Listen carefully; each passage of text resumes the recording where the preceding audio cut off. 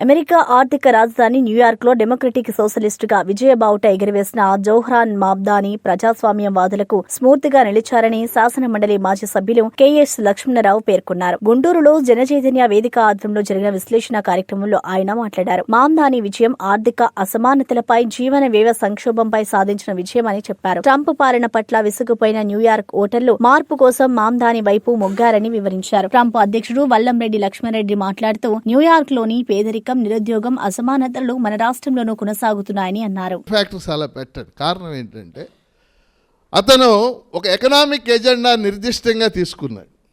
Main point ఒక economic అతను చూశాడు తన చుట్టూ న్యూయార్క్లో జరుగుతున్నది అన్న కూడా.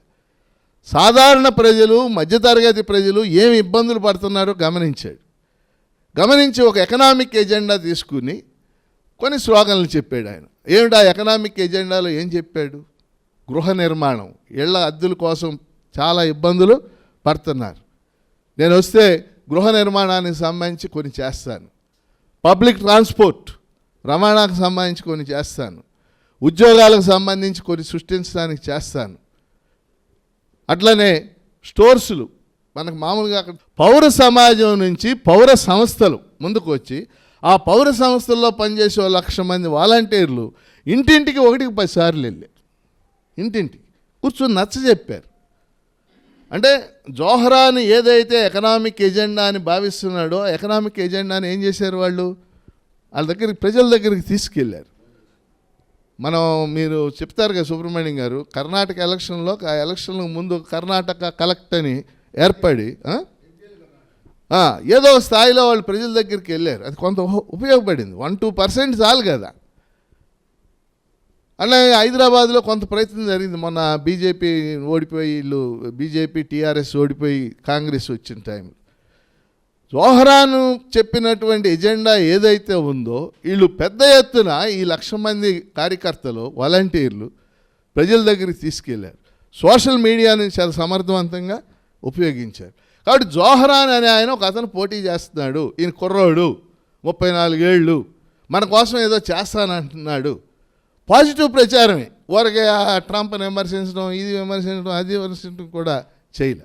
అతను కళాశాలలో చదివే రోజుల్లోనే నాకు పేర్లు గుర్తులేవు కానీ చాలా పాలస్తీనాను సమర్థించే వాళ్ళు, ఇజ్రాయెల్ను ఈ కేసు మీద వ్యతిరేకించేవాళ్ళు, అదే కాకుండా సామాజిక కార్యకర్తలు కూడా ఆయనకు బాగా సహకరించింది. ఆ విధంగా ఇంటింటికి తిరగడమే కాకుండా ఇంకా ఆయన భార్యను గురించి కూడా మనం చెప్పుకోవాలి. ఆమె సిరియన్ ముస్లిం మూలాలు గల దుబాయ్లో నివసిస్తున్న వాళ్ళ అమ్మాయి. ఆమె తండ్రి సాఫ్ట్వేర్ ఇంజనీరు వాళ్ళ తండ్రి, వాళ్ళ తల్లి డాక్టరు, వైద్యురాలు. ఈ విధంగా కూడా చాలా అభ్యుదయవాదాలు ఉన్న మనిషి. ఆమెకి ఇప్పుడు చిన్న వయసే, 28 సంవత్సరాలే. సార్ చెప్పినట్టు ఫిబ్రవరిలో ఆయన తొలిసారి ప్రైమరీస్లో పాల్గొంటున్న సమయంలో వాళ్ళ పెళ్ళి వ్యక్తిగతంగా చాలా తక్కువ మంది కుటుంబ సభ్యుల మధ్య మాత్రమే జరిగింది. ఆ తర్వాత ఏప్రిల్ నెలలో ఘనంగా వివాహం చేసుకున్నారు. ఆమె ఒక కళాకారురాలు. ఆమె మామూలుగా పెద్ద వాల్ పోస్టులను కూడా రంగుల్లో అనేక రకాలైన రూపాల్లో ఆమె చిత్రీకరించగలరు. ఆ విధంగా ఆమె చిత్రీకరించి ఈయనకు ప్రచార సామాగ్రిని అందించారు. ఇప్పుడు అమెరికాలో ఏ సంఘటన జరిగినా కూడా దానికి విశ్వవ్యాప్తంగా గుర్తింపు ఉంటుంది. దాని పరిణామాలు ప్రపంచం మీద ఉంటాయి. ఇవాళ న్యూయార్క్లో ఒక మమ్దానీ అనే 34 ఏళ్ల కుర్రాడు ఎన్నికైతే ఎందుకు ఇంత నేను భావిస్తున్నాను. This is a defeat of Trump because of his మిస్రూల్. దానివల్ల అమెరికాలోనూ ఇతర దేశాల్లో కూడా ఇంత ప్రాధాన్యత సంతరించుకుంది. అంటే ఈ ఎన్నిక కావటం వల్ల తర్వాత వచ్చే ఎన్నికల్లో ఎట్టి పరిస్థితుల్లోనూ రిపబ్లికన్ పార్టీ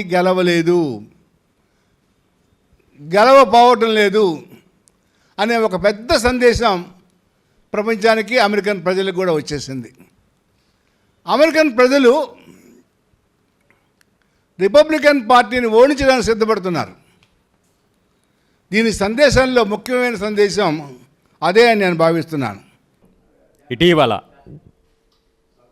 కేవలం 34 సంవత్సరాల వయసులోనే న్యూయార్క్ మేయర్గా ఘన విజయం సాధించిన మన దక్షిణాసియాకు సంబంధించినటువంటి యువ కెరటం జోహ్రాన్ మమ్దాని విజయంపై విశ్లేషణ కార్యక్రమానికి మీ అందరికీ సాదర స్వాగతం పలుకుతున్నాం.